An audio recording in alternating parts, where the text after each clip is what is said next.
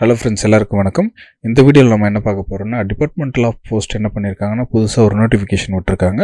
அதாவது GDS Gramin desk Seva அப்படிங்கிற போஸ்டிங்காக notification விட்டுருக்காங்க. இதில் பார்த்தோம்னா branch post master, assistant branch post master, desk Ceva's இப்படிங்கிற போஸ்டிங்காக எடுக்கிறாங்க.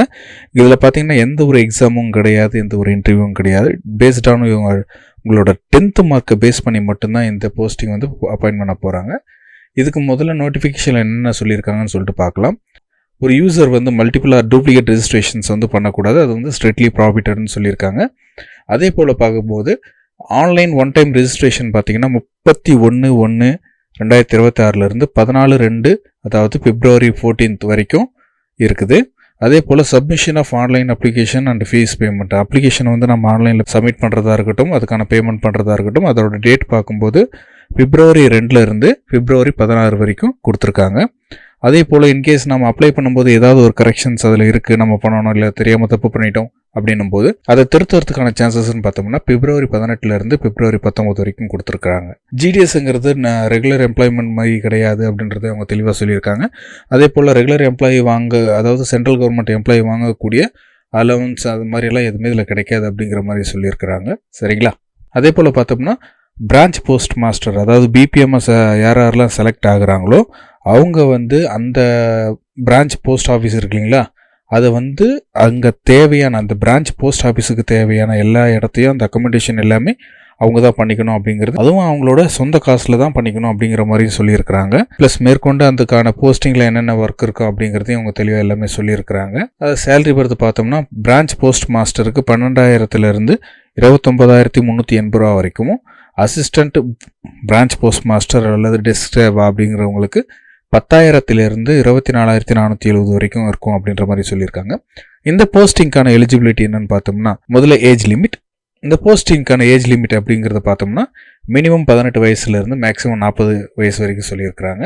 இதில் வந்து schedule caste and schedule tribe, அதாவது SC/ST அவங்களுக்கு வந்து 5 years வந்து ரிலாக்ஸேஷன் ஆகும்.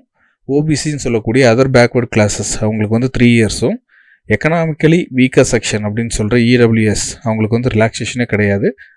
அதாவது பர்சன் வித் பெஞ்ச்மார்க் டிசபிலிட்டிஸ், அதாவது PWBD அப்படிங்கிறவங்களுக்கு 10 வருஷமும், பர்சன் வித் பெஞ்ச்மார்க் டிசபிலிட்டிஸ் அதாவது PWBD ப்ளஸ் வந்து அவங்க வந்து ஓபிசி கம்யூனிட்டியாக இருந்து, அதாவது ஓபிசி கம்யூனிட்டியில் PWBD அப்படி இருந்தாங்கன்னா 13 வருஷமாகவும், அதே PWBD வந்து SC/STயாக இருந்தாங்கன்னா அவங்களுக்கு 15 வருஷமும் ஏஜ் ரிலாக்ஸேஷன் கொடுத்துருக்குறாங்க. அதே போலவே எஜுகேஷன் குவாலிஃபிகேஷன் பொறுத்த வரைக்கும் 10th படிச்சிருந்தா போதும் அப்படிங்கிற மாதிரி சொல்லியிருக்கிறாங்க. ஓகே, அடுத்து நம்ம அப்ளை பண்ணுறதுக்கு என்னென்ன சொல்லியிருக்காங்க அப்படிங்கிறது, அதாவது ரிஜிஸ்ட்ரேஷன் பண்ணுறதுக்கு என்னென்ன சொல்லியிருக்காங்கன்னு பார்க்கலாம். கேண்டிடேட் பார்த்தீங்கன்னா அவங்களுடைய மொபைல் நம்பர் வச்சும் இமெயில் வச்சு மட்டும்தான் பண்ண முடியும் அப்படிங்கிறத தெளிவாக சொல்லியிருக்கிறாங்க. வேலிடான இமெயில் அண்ட் மொபைல் நம்பர் இருக்கணும்னு சொல்கிறாங்க. மொபைல் நம்பர் அண்ட் இமெயிலை வந்து அதுக்கப்புறம் மாற்றவே முடியாது அப்படிங்கிறதையும் அவங்க தெளிவாக சொல்லியிருக்கிறாங்க. அதே போல் டூப்ளிகேஷனும் பண்ணக்கூடாது. ஒரு ரிஜிஸ்ட்ரேஷன் பார்த்தோம்னா ஒரு கேண்டிடேட்டுக்கு மட்டும்தான் அப்படிங்கிறதையும் தெளிவாக சொல்லியிருக்கிறாங்க. நேம் பார்த்தோம்னா 10th மார்க் ஷீட்டில் எப்படி இருக்கோ அதே போல் தான் நேம் அங்கே மென்ஷன் பண்ணியிருக்கணும். அதே போல் அப்பா அம்மா பேரும் வந்து ஒரு சிலர் வந்து 10th படிக்கும்போது அவங்களோட மார்க் ஷீட்டில் அப்பா பேர் இருக்கலாம், இல்லை அம்மா பேர் இருக்கலாம். ஸோ அந்த சர்டிஃபிகேட்டில் எப்படி இருக்கோ அதே போல் தான் அங்கேயே கொடுக்கணும். டேட் ஆஃப் பர்த் பொறுத்த வரைக்கும் 10th மார்க் ஷீட் என்ன இருக்கோ அதுதான் கொடுக்கணும். மற்றது எல்லாமே காமனாக இருக்குது. கம்யூனிட்டி சர்டிஃபிகேட் பொறுத்த வரைக்கும் நீங்கள் SC/STயாக இருந்தால் அதுக்கான கம்யூனிட்டியும், அதர் தென் SC/STயாக இருக்கும்போது ஓபிசி சர்டிஃபிகேட்டும் நீங்கள் அங்கே ப்ரொடியூஸ் பண்ணுற மாதிரி இருக்கும், அதாவது அப்லோட் பண்ணுற மாதிரி இருக்கும்.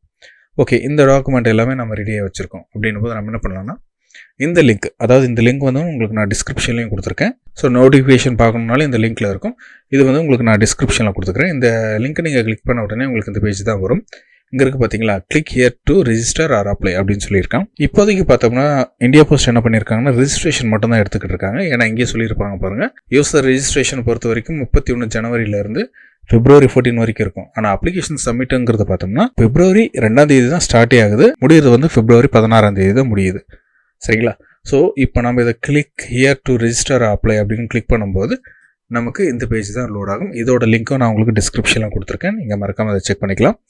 ஸோ இங்கே நியூ கேண்டிடேட் ரெஜிஸ்ட்ரேஷன் இருக்கு இல்லைங்களா, இதை நம்ம கிளிக் பண்ண உடனே நமக்கு இப்படி தான் ஃபஸ்ட்டு வரும். இந்த இடத்துல வந்து நம்மளுடைய மொபைல் நம்பர், அதாவது நம்ம ரெகுலராக யூஸ் பண்ணக்கூடிய மொபைல் நம்பரை நம்ம என்டர் பண்ணுறோம்.